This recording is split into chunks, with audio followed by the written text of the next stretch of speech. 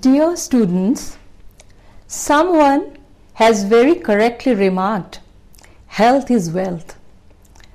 Health is not mainly an issue of doctors, diseases, medicines, hospitals or social services. It is an issue of social justice. So let me introduce you to the word health. Health has been declared a fundamental human right. This implies that the state and central government have a responsibility for the health of their people.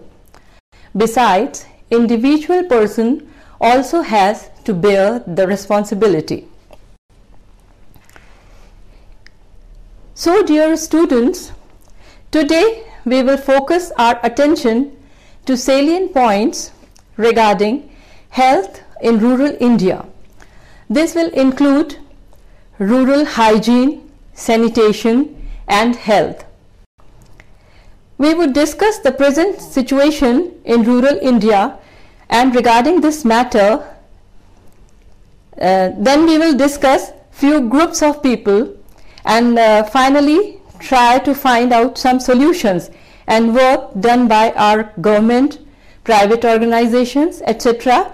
in this regard to implement the desired outcome. Now coming to the new concepts for health. Health is fundamental human right, does not mean expenditure on medical care only. It is integral part of human development and it is essential for quality of life. It involves individual, state, national and international responsibility. Health is a worldwide goal, social goal. And you know, India is a country which has basically two types of community. One is rural society and the other one is urban society. Rural India means those who live in villages, and India is a land of villages. There are 6,38,000 villages. Out of every 1,000 people, 742 live in villages according to 2001 census. The average population of Indian village is 100 to 550 families. They are self-sufficient units for most of their routine requirements of its people and depend mainly on agriculture. Towns and cities comprise the urban society. This is relatively large and dense and represent the way of living of man in modern age, and they depend less on agriculture. So our discussion today will be restricted basically to rural health, hygiene and sanitation. Rural health depends on many factors. The living conditions and standard are not fit for healthy living. The diseases which occur, they are studied in relation to many factors. Now we will discuss them one by one. First of all, let us take hygiene. Hygiene, the word hygiene is derived from Greek mythology, which means the goddess of health. Hygiene can be divided into two parts, personal and environmental. The level of personal cleanliness, which is very poor in rural Indian public, and this is the root cause for their ill health. There is lack of bathing, using clean clothes, then washing hands, care of nails, feet, teeth and hair, spitting everywhere, coughing and sneezing without putting any cloth over their face and nose. These are all factors which these habits they predispose people of rural area to many health hazards. They do not have proper habits for toilets. These people, they go to defecate in open fields. They think that the urban people go to the sanitary toilets because there is lack of lands there and they don't have open fields to defecate. That is why they are using sanitary latrines, but they don't have the concept. They don't know what is the basic idea for using a sanitary latrine. They don't know that in open fields, if defecation takes place, it contaminates soils, and therefore it becomes the cause of a spread of many disease causing agents, and so the persons fall ill. Then environmental hygiene. This includes domestic and community environmental hygiene. In rural India, people have lack of knowledge about the benefits of living in fresh air, good light, proper ventilation, hygienic cooking and storage of food, hygienic disposal of waste material, and they do not understand the importance of avoiding rats, pets and insects in order to remain healthy. Living together with kettles in unhygienic conditions, improper disposal of sludge and sewer with muddy houses, and improper drainage system with stagnant water, all these factors predispose breeding of flies and mosquitoes, which become the cause for many diseases. Now let us consider the epidemiological triad. This means that unhygienic atmosphere, this produces disease causing agents and organisms, and these agents and organisms, once they get proper conditions, they affect the host and produce the disease, and the diseased person again pollutes the atmosphere. So this becomes a triad. One is the unhygienic atmosphere, the other one is the production of causing agents, and the third one is the host. So all these things are interrelated, and the improper personal hygiene, environmental hygiene, all these things predispose to the unhygienic atmosphere, and this epidemiological triad becomes complete. So the diseases are caused. Now let us consider food habits of these people. These people are malnourished. Malnourishing means improper nutrition, and this is the problem in rural India. The causes of malnutrition being inability to afford due to less income, illiteracy, having no knowledge about balanced diet and their nutritional value, faulty food habits, use of previously cooked and unhygienically preserved food. Male members of the family eat first and ladies in the last, who remain malnourished. Usually, wives take the leftover food of their husbands, may it be sufficient or not. Children get unbalanced diet, resulting into protein energy malnutrition, causing diseases like kwashiorkor. These diseases, they produce pot belly, like their abdomen is very much enlarged, their development of muscles is too less, and they are not energetic, so they fall ill, and gradually they become so weak that they may even die. And this is all because of carelessness regarding their food habit and their lack of knowledge regarding foods to the children. Then these people share same utensils at the same time while eating, then dining in an unhygienic place with flies, rodents and arthropods. Then comes the factor that is cultural factor and social beliefs. Rural people believe that certain diseases like smallpox, which is known as Badi Mata, and chickenpox, which is known as Choti Mata, they are the result of wrath of God and Goddess.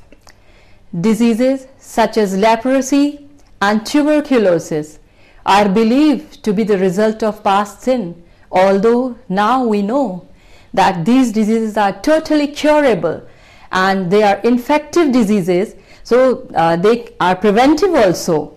But this is the misconception in the minds of the rural people and even most of the urban people, that these diseases are the result of past sin. Children are susceptible to evil eyes. This is the belief of rural and even educated class in urban areas. Some diseases like hysteria and epilepsy are regarded as intrusion of ghosts into the body, whereas we know that this is not the cause. This is because there are so many foci in the brain which get electrically stimulated and they discharge impulses so that these diseases result. Now let us discuss some of the social customs. Some of the social customs are really bad in rural India, and some of them are early child marriage, willing to have male child only. These people, they don't want to have a female baby, and they want to have only male child because they think that they will increase their family, and then they give less opportunity to eat, grow, learn and express to female child. Having more number of children gives them physical strength, social status and feeling of personal elevation. They believe that those having more number of children have good say and respect in rural society. Sacrificing the life of the first child to have more children, then widows are thought to be bad omen. They don't allow them to attend any of the social functions, etc.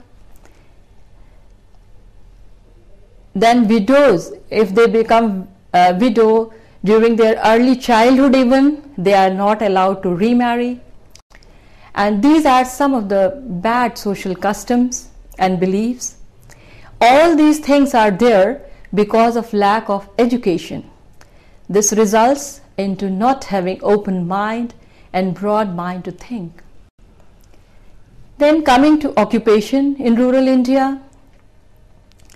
In rural India, as I said, the basic occupation of people is related to agriculture. The whole of family, including females and children, adopt this and depend for income on that.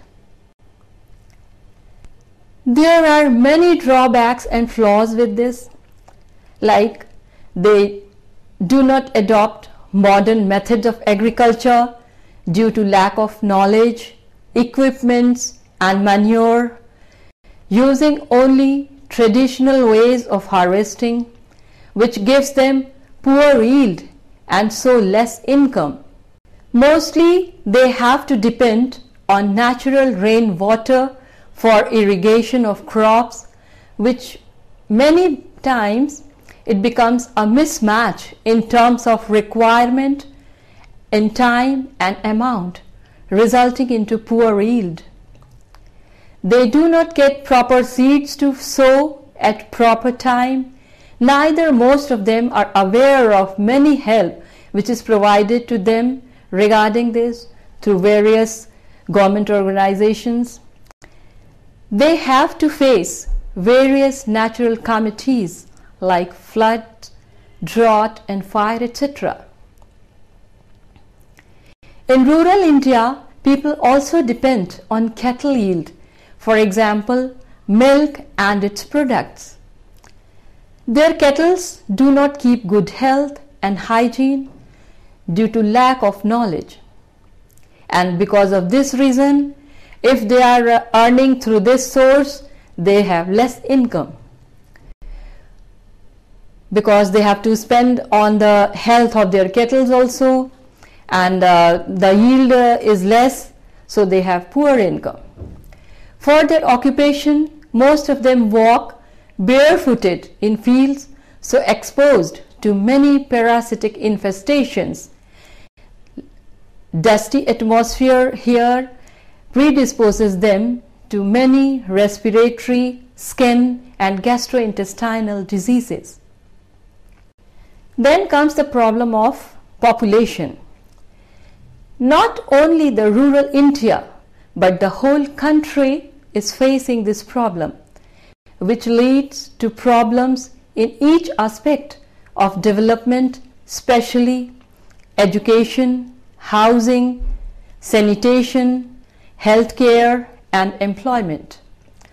This is because of lack of education, planning and belief that children are given by God, so their birth must not be controlled. Besides, as I have already said, that rural people think and have a strong belief that more number of children provide them physical strength and high status in rural society with more respectable and acceptable personality. Now let us discuss about education. Declaration of Human Rights 1948 states that everyone has a right to be educated. Literate means a person who can read and write with understanding in any language. A person who can merely read and cannot write is not considered to be literate. According to Census 2001, the literacy rate in India was 65.38%. In rural India, people do not understand the importance of their children being educated, and if at all they wish to, there are no proper primary and secondary schools for children. For female education, most of them are dead against. They do not have positive attitude towards education. Lack of education is a great hindrance in the path of their progress. Now, the rural sanitation. This means the atmosphere where people live in. Sanitation in rural India is very poor because of following factors. Disposal of human excreta. 98% of people in rural area use open fields for defecation. This practice is because rural population is not aware of the idea of hygienic latrines. They feel that they are meant for urban areas where there are no or less fields. They are ignorant that feces is infectious and pollute water and soil, therefore promotes fly breeding and spread of infections. Then disposal of waste. The average villager is not aware that mosquitoes breed in stagnant wastewater. It is permitted to flow in streets. The solid waste is invariably thrown in front of houses, may it be garbage or animal waste and excreta. Animal excreta, for example, cow dung, are allowed to accumulate in front of houses as they use it as manure and make discs out of it for fuel. Let us consider the water supply. It is mostly from well, where all of them go to bathe and wash their clothes and utensils. Animals are also washed here and given water to drink. These practices leads to pollution of well water, which becomes source of infection. Tanks, ponds and rivers are also used by them in the same way. Some rivers are considered holy.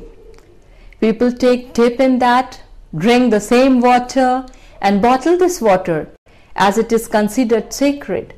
But they do not know that once such kind of water is used for drinking or it is bottled and used, it is a medium where so many disease causing agents grow, and once it is taken, ingested, then many epidemics can burst, like cholera and various gastrointestinal diseases. Ponds and rivers are also open, and they are used in the same way with the same habits. So these water are also polluted. I remember when I was posted in Madhya Pradesh, that was a rural area, and water supply over there was really very much horrible. Water was coming directly from the rivers. There are so many mahua trees on the way. The leaves and its fruits used to fall in that water, and only that water was supplied in the houses to drink. And people, they were unaware that such an polluted water is very harmful for the body, but they used to drink it the same way. But once we reached there as doctors, we advised them to boil the same water before drinking, and we used to put alum in it after boiling the water, so that particulate matters used to settle down, and we used to filter that water and then use it, so that it became usable, and some purity could be assured. Now coming to housing. Rural houses are practically the same all over the country. They are usually kacha houses, means they are made of mud. They are ill-lighted, ill-ventilated, damp and small. For reasons of security, no windows are provided, and if at all, it is merely a hole. Absence of a kitchen, latrine, bathroom and proper drainage are the characteristic features of an average rural house.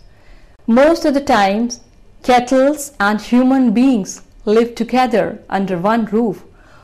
For cleaning these houses, they paste them with mud and cow dung. All these things promote multiplication of mosquitoes, flies, arthropods, for example, cockroaches and rodents. Rat infestation causes plague, a dreadful disease. Then comes overcrowding.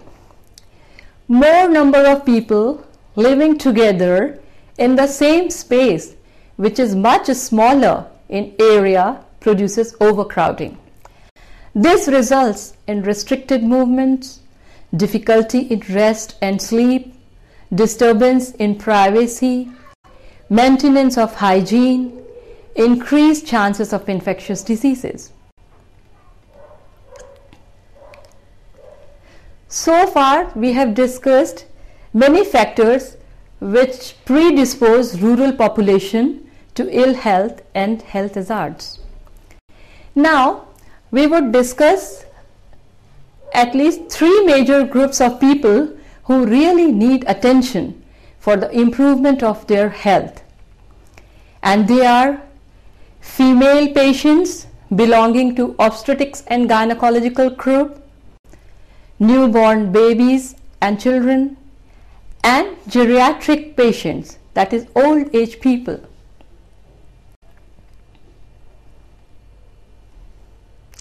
These special group in rural India needs different type of care, and so they must be considered here in some detail.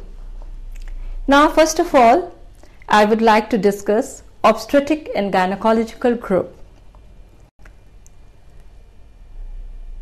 Women of childbearing age, that is 15 to 45 years, come under this group. In rural India, consideration and facility in this regard is very less. The causes being, first of all, the lack of knowledge, lack of facilities, beliefs and myths, then lack of money, mismanagement, above all, negative attitude. Women do not disclose their problems out of shy and keep on hiding them lifelong and suffer silently. Obstetrics is a preventive medicine and provides care throughout pregnancy for the future mother and her baby.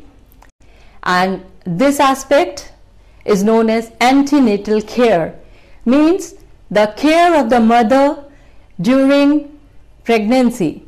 The day she conceives and it is being informed, she is under the care of some doctor or some medical person, so that she is provided with many examinations and care to improve this situation and to give a better outcome.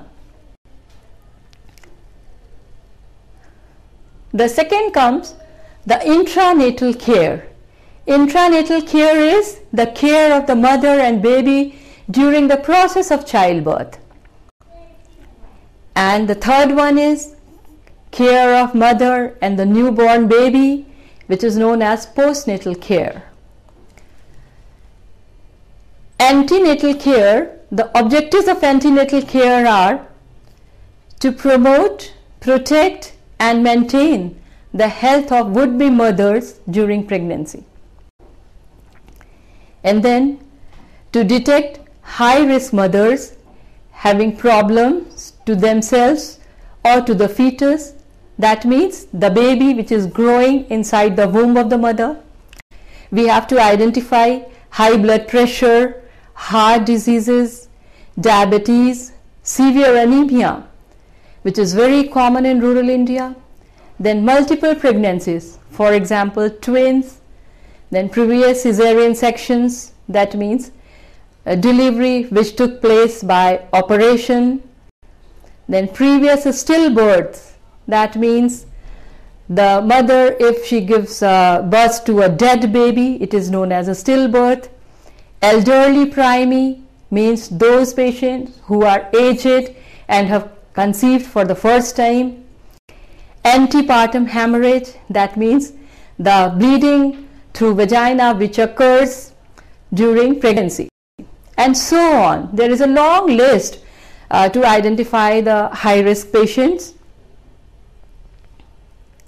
and we identify them so that we can provide them better care during antenatal period, so that the ill effects which are anticipated during these situations, they are avoided or at least minimized.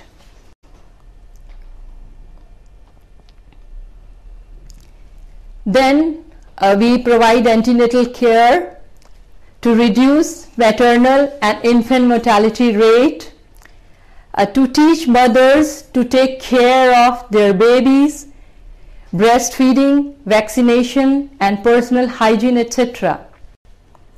During the antenatal period, we examine the patient, we select the cases and we give them certain advices. And advices include advices regarding diet, that is pregnancy and breastfeeding needs extra energy, so mother needs considerable amount of extra calories which she derives from her diet. Child survival is correlated to birth weight, so she has to take extra carbohydrates, proteins, fats, minerals, iron and calcium in her diet. Rural Indian food is poor in all these respects. Besides, family members do not have positive attitudes towards expecting mother's diet. Family members must be counseled for that, and they must be told about the importance of balanced diet and importance of diet which is needed by the expectant mothers, and they must be reminded of their moral duties to provide this kind of diet to their females.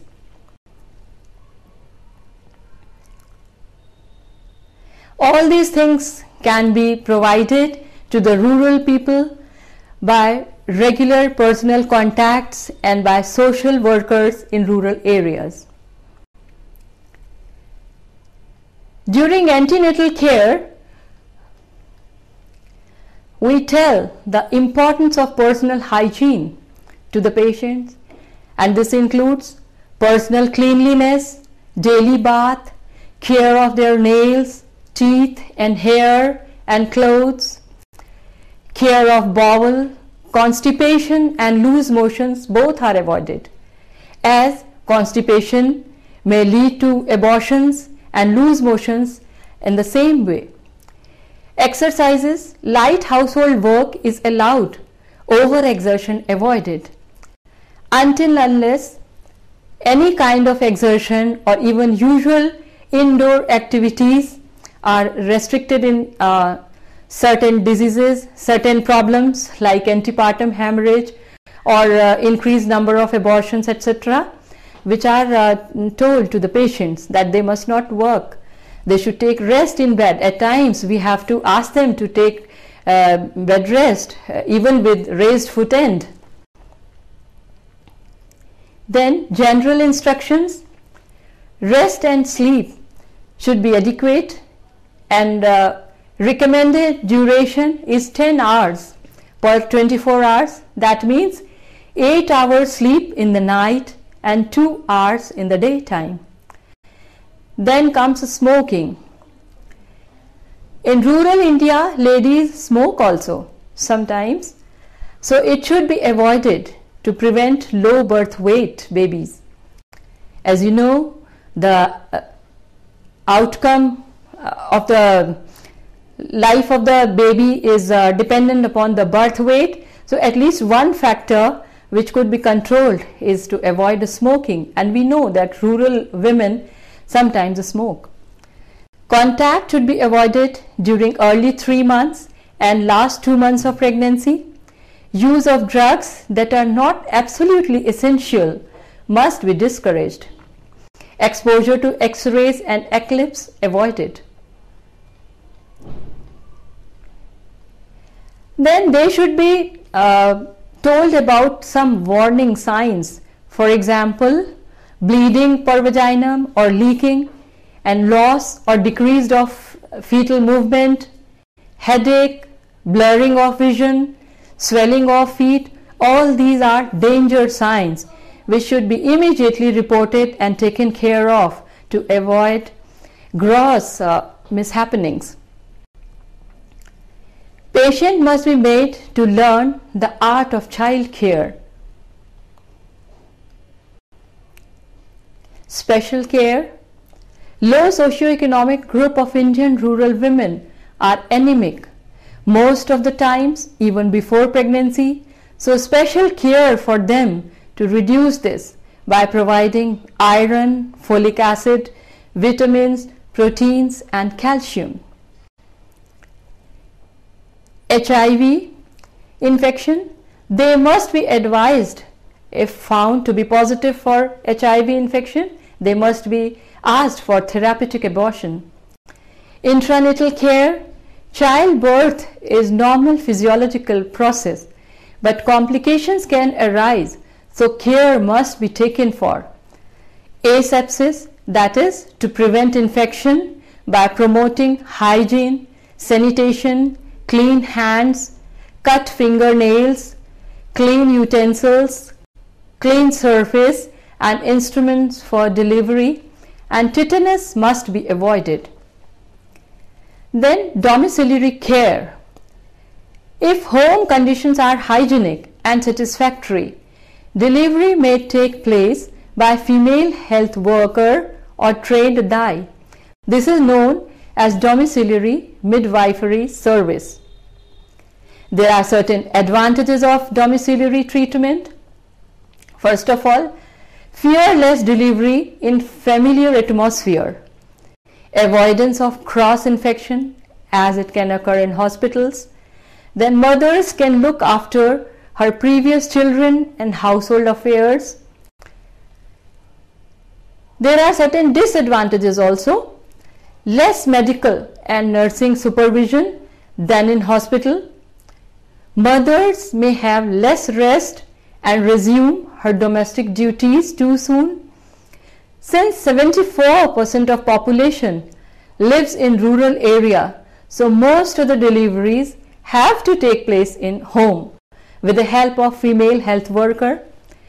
But then she should be adequately trained and be able to recognize danger signs during childbirth and seek immediate help in transferring the mother to the nearest primary health center or hospital. Institutional care.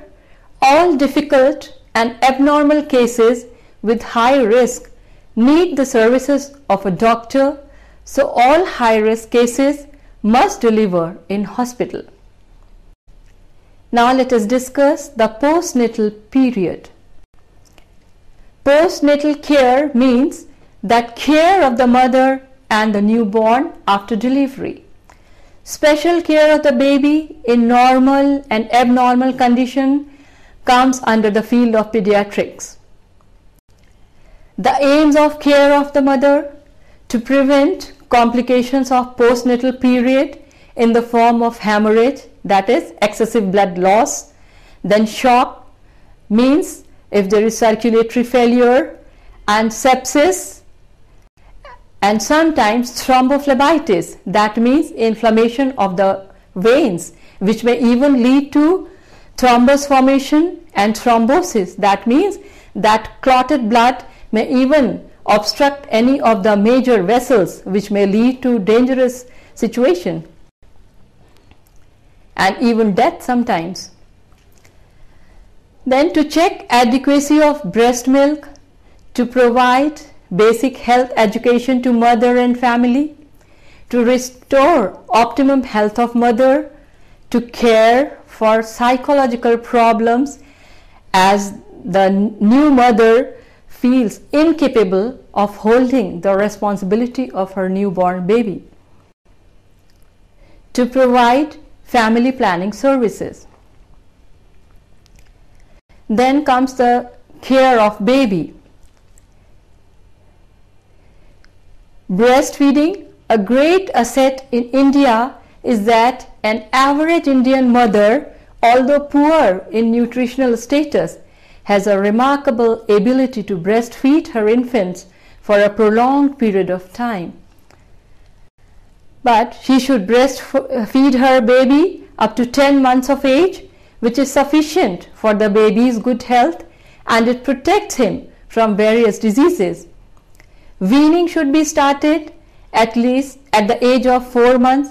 Weaning, I must tell you, it is the introduction of certain top-up foods along with breast milk and fruit juices, dal, cooked and mashed vegetables and animal milk. The most important aspect in newborn baby's care is vaccination. Vaccinations are the injections or other forms of medication which protect the babies from various diseases. For example, smallpox, hepatitis B, poliomyelitis, etc. Show me the slide, please. The recommended schedule for immunization of children by WHO. For infants, at birth we provide BCG vaccination, which is against tuberculosis, and we give oral polio vaccine, first dose, and hepatitis B vaccine, which is injectable one, first dose at birth. Then at the age of 6 weeks we provide oral polio vaccine, second dose, DPT first dose, and hepatitis B second dose.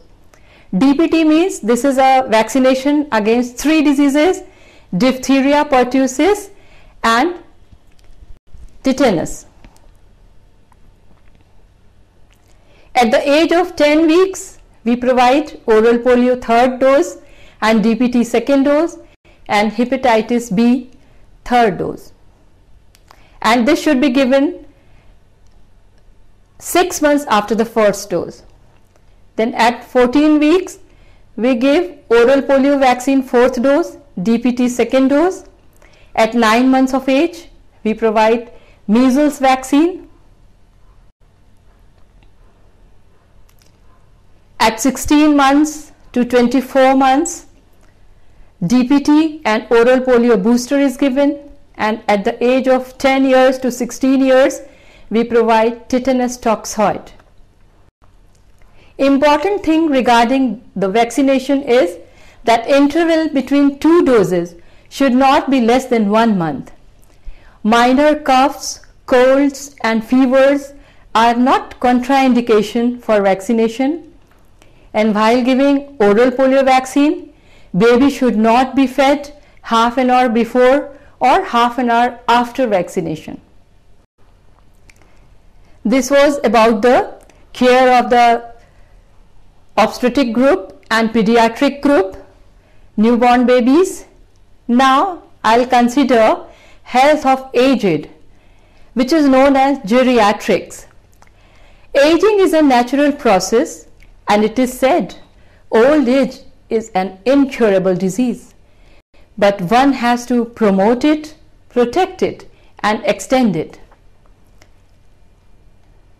There are certain different problems of aged people like senile cataract, glaucoma, deafness, bony changes like osteoarthritis leading to decreased mobility, failure of spatial senses, changes in memory and mental outlook, cancer, accidents, respiratory illnesses and so on. There is a long list.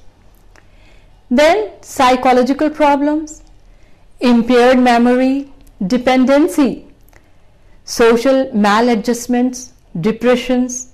These are the common problems. So much care is to be given to the old people.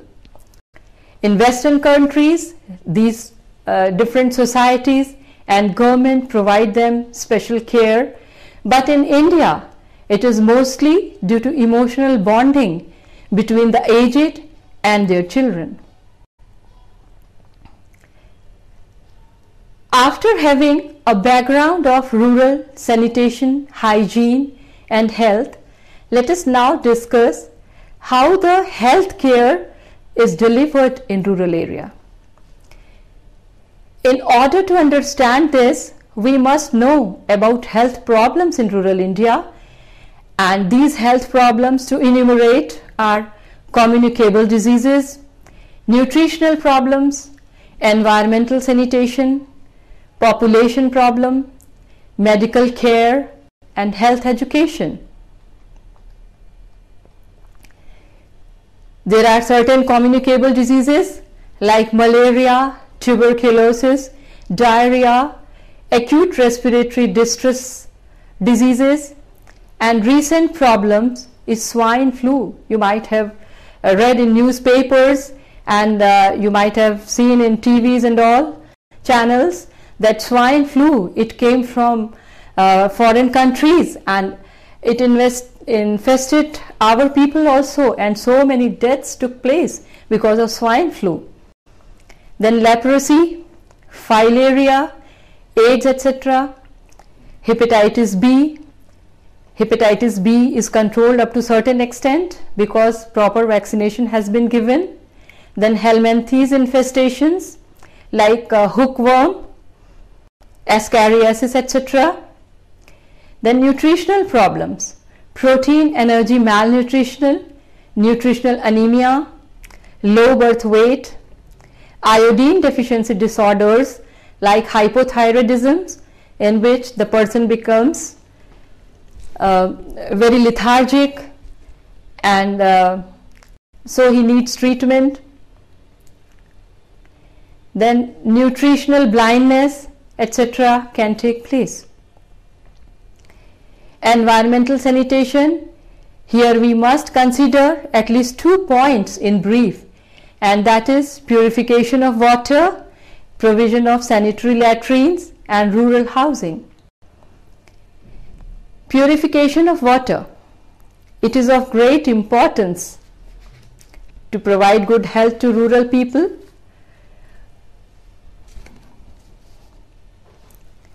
For large scale purification, following diagram is for filtration plant which will help in purification of water. Say there is one river which provides water to the rural area people. It must be purified. First of all, alum is put over in a mixing chamber.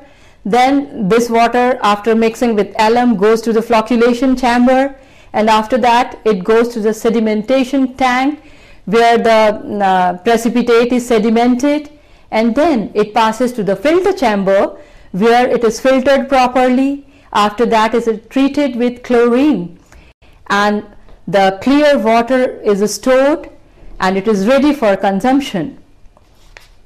Then purification of water on a small scale can be done for domestic use by boiling water and by putting chemical disinfection by bleaching powder or chlorine tablets or iodine.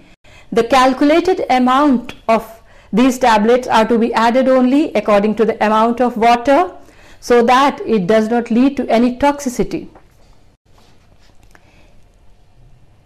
Then comes the sanitary latrines. Sanitary latrine is one which does not contaminate ground or surface water, and it should not be accessible to flies, rodents, animals or vehicles, and should not create any nuisance due to bad odors.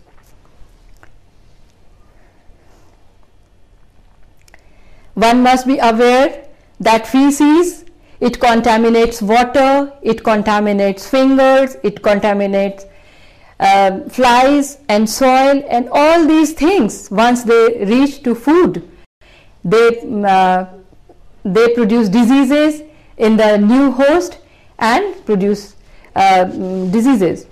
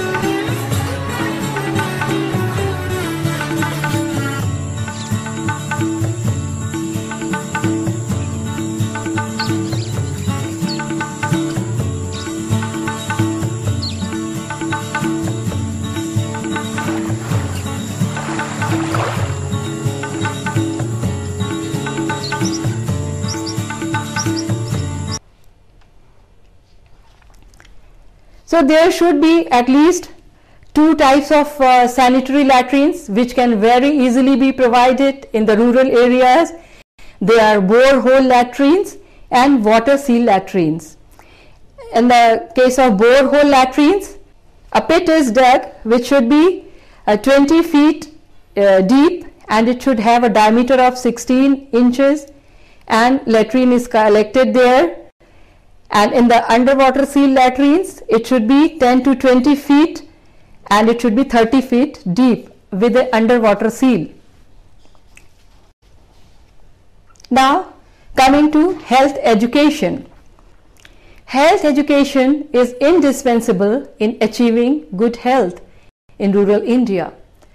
The contents of health education must include human biology, in simple understandable language, care of body, how to keep fit, need for exercises, sleep and rest, the effects of tobacco smoking, bidi and other drugs or alcohol intake must be emphasized.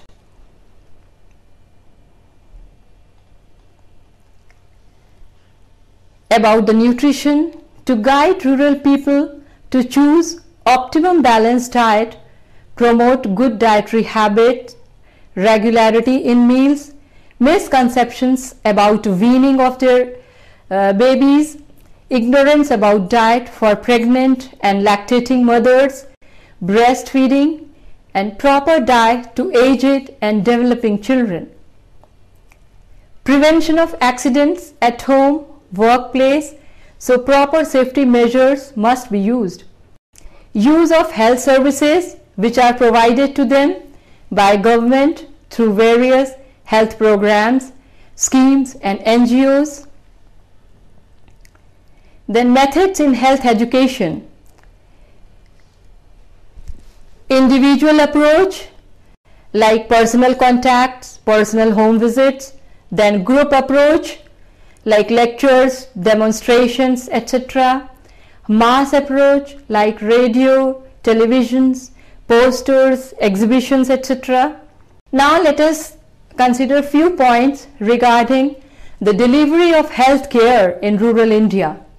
This needs health manpower, which could be professionals and auxiliary, money and materials, time, etc.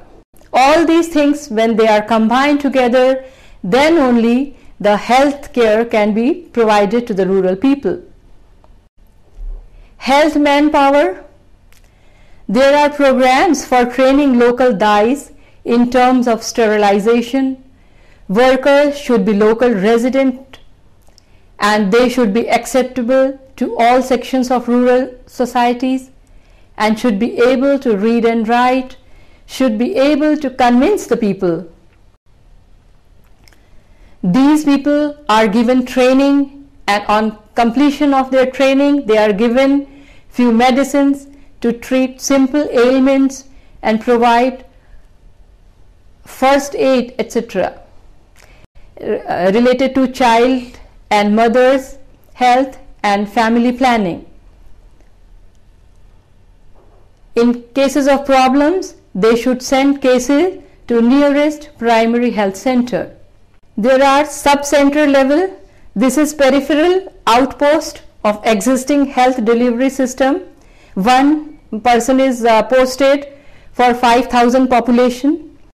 And primary health center or PHCs as they are known, this is the basic health unit in rural care, and this provides curative and preventive health care in rural areas. Now comes the money and material. Scarcity of money affects health system in rural India. Since it is always short, it must be put to best of use with an eye to maximum output. Since death rate due to measles, cough, tuberculosis, tetanus, malnutrition is more, so it is better to spend more money on these projects. Then time factor is also important. Administrative's delay in sanctioning health projects means loss of time, So proper use of man working hours should be made. There are various programs for the rural health development, rural community development programs, ICDS programs, that means integrated child development services, then integrated rural development programs, Janani Suraksha Yojana, that is JSY. Under these programs, institutional deliveries are promoted and patients and health promoters are given awards. Then there is NRHM. NRHM means National Rural Health Mission, and this is the mission of Government of India, and the Director General, Mr. G.C. Chaturvedi, in 2005 he started this, and please show the clipping so that they can understand it better. Girish Chaturvedi, Additional Secretary, Ministry of Health, Government of India, and I am heading the National Rural Health Mission as Mission Director. National Rural Health Mission is a huge program launched by Government of India in the year 2005. Basically, it has got 5 components. One is communitization of health services, another is flexible financing, third is building capacity, fourth is innovative human resource engagement, and fifth is setting standards for measuring the success. This has become now an overarching program because it is not a project or a specific program. It is dealing with the health system improvement as such. So it is cutting across all the programs. It's not a vertical program by itself. NRHM nowadays includes even all the disease control programs, TB, malaria, blindness, leprosy, whatnot, iodine deficiency. All these things are combined into it. And all the programs are drawing the support from the health systems, which is being strengthened at different levels, starting from the village up to the district level for the time being. We are intending to go up to the medical colleges because now we have come across a roadblock. We are not getting enough trained manpower in the form of doctors, nurses, auxiliary nurse, midwives, etc. So we're trying to increase the number of seats, open more medical colleges, more nursing colleges, nursing schools, and training centers. In India, health is a state subject, so we can only convince, sensitize states, but actual delivery is to be done by the states themselves. One of the most successful interventions which states have brought in and which are being replicated all along the country, one is emergency medical relief referral transport system, which was initiated by Andhra Pradesh, and now with the help of PPP, it's a public-private participation model. Satyam Computers has its social corporate responsibility, which had initiated it in Andhra Pradesh. Now they have entered into an MOU with 8 states. In Andhra, they have got almost little more than 500 ambulances on the road. It's all being controlled through a call center run by Satyam. The personnel for managing the ambulances, etc., are also being provided by Satyam, but the payment is being made by the respective state government. It is already operational in Gujarat also, Kerala, Assam, Madhya Pradesh, Rajasthan. The second initiative which has come from the state relates to basically reaching out to the unserviced or underserviced areas. Like Assam has gone in for boat clinic, and some other states have started very innovative methods of attracting people to its facilities.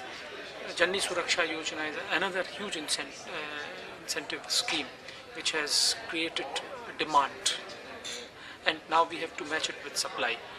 All across, I can say that engaging people on contract who are local residents, who are locally available, is one of the major things which has happened, and we have been able to engage almost 1/3 of the strength in addition to what was there when the mission was started in the year 2005. So you have listened to Mr. G.C. Chaturvedi regarding this matter. Now to sum up, health, hygiene and sanitation in rural India, it is all interrelated. We have discussed so far the rural hygiene, rural sanitation, their living conditions, their social customs, beliefs, and their different problems in different age group people and pediatric group, as well as obstetric and gynecological group. And we discussed many rural health programs, etc. So we must take care of to provide socially and economically productive life in rural India with the help of government, private organizations, various NGOs, PPP, that means private public participation, and various international help like WHO, etc. And with the help of all these things, we can provide better health services to our rural people.